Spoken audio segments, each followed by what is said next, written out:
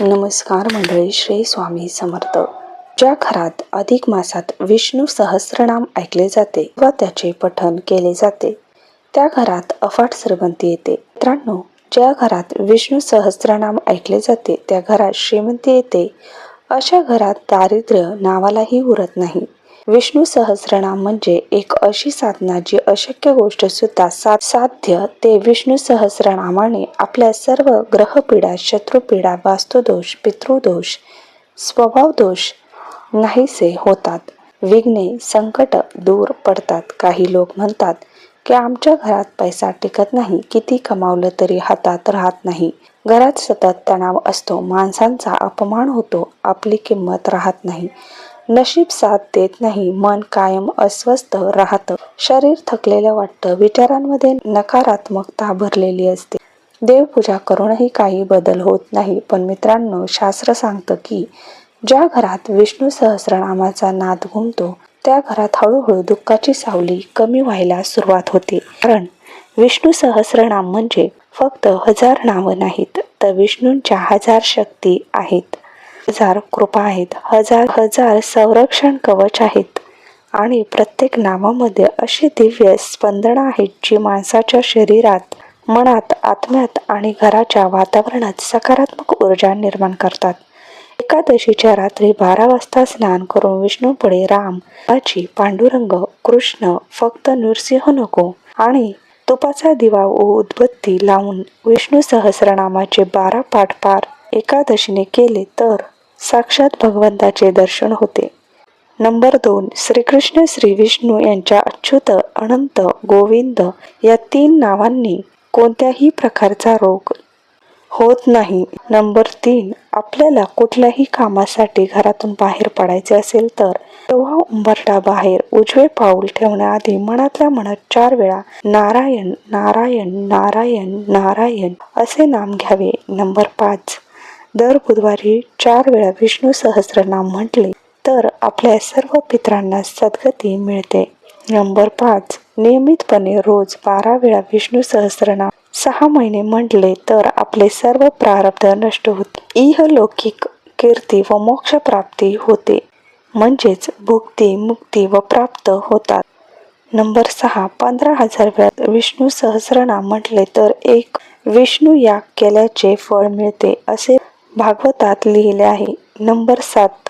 दिवसाच्या रोज 12 वेळा नियमित पठणाने अशक्य गोष्ट सुद्धा शक्य होतात. नंबर 8. विष्णू सहस्रनामाने अर्चन अथवा तूप लावलेल्या तिळांनी विष्णू सहस्रनामाने हवन केले तर अतिशय उत्तम अनुभव येतात. नंबर 9. बालकृष्णाला तुळशी अर्चन करून मुलांकडून रोज एकदा विष्णू सहस्रनाम म्हणून घेतले तर त्याचे उच्चार स्पष्ट होण्यास मदत होते. ती तुळशीची पाने त्यांनी चावून खाल्ली तर त्याची बुद्धी तेजस्वी होण्यास मदत होते. नंबर 10. वास्तुदोष जाण्याकरिता रोज 3 पाठ आठवडाभर करावे. याची सुरुवात बुधवारीच करावी. तुपाचा दिवा व उदबत्तीही लावावी. नंबर 11. बाहेरचा त्रास असेल, संतती मतिमंद, गतिमंद असेल तर अशा व्यक्तीला रोज सकाळ संध्याकाळ श्री विष्णू सहस्रनामाचे पाठ ऐकावेत. नंबर 12. घरामध्ये कोणी व्याधीग्रस्त असेल तर विष्णू सहस्रनामाच्या पठणाने व्याधी नष्ट होऊन शरीराभोवती एक सुरक्षा कवच उभे राहते.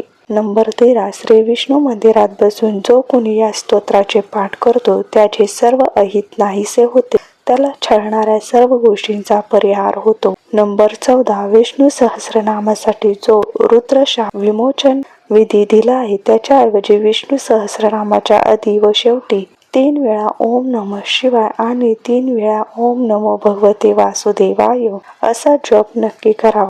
नंबर 15. विष्णू सहस्रनामाच्या फलश्रुतीत असे म्हटले आहे की जो या श्लोकाचे पठण करेल त्याने दिली पाहिजेत अशी सर्व दाने दिली आहेत आणि केल्या पाहिजेत अशा सर्व देवांच्या पूजन केले आहे. नंबर 16. पिंपळाच्या पारावर बसून विष्णूंचे ध्यान करीत जो विष्णू सहस्रनामाचे पाठ करतो त्याची शतकोटी कल्पामधील साचलेली पातके हळूहळू नष्ट होतात. नंबर 17. शिवालयात तुलसी वनात बसून जो रोज विष्णू सहस्रनामाचे पाठ करतो त्याला कोट्यावधी गायी दर्शन दिल्याचे फल प्राप्त होते. आणि त्याला मोक्ष प्राप्त होतो असे चक्रपाणीचे वचन आहे. मित्रांनो, महाभारतातील सुद्धा भीष्म पितामहांनी स्वतः युधिष्ठिराला सांगितलं होतं की या संपूर्ण जगात जर एखादा मंत्र सर्व दुःख नष्ट करू शकतो, माणसाला शांती देऊ शकतो, पाप कमी करू शकतो आणि जीवनात यश देऊ शकतो, तर तो म्हणजे फक्त विष्णू सहस्रनाम. हे विष्णू सहस्रनाम कोणीही म्हणजे स्त्री पुरुष लहान मोठे कुणीही पाठ करू शकते किंवा ऐकू शकते. विशेषतः ज्याचं मन खूप अस्वस्थ असतं, ज्यांना भीती वाटते, जे नैराश्यात आहे आणि जे सतत अपयश अनुभवत आहेत, ज्यांच्या घरात तणाव आहे, अशा लोकांसाठी तर हे अत्यंत प्रभावी मानले जातं. कारण विष्णू सहस्रनाम माणसाला बाहेरून नाही तर आतून मजबूत करतं आणि जो माणूस आतून मजबूत होतो त्याला जगातील कोणतीही शक्ती सहज हरवू शकत नाही. मित्रांनो, हे आहेत विष्णू सहस्रनाम ऐकण्याचे किंवा पठण करण्याचे फायदे. आपल्याला ही माहिती कशी वाटली कमेंटद्वारे नक्की कळवा आणि व्हिडिओला एक लाईक आवर्जून करा. धन्यवाद.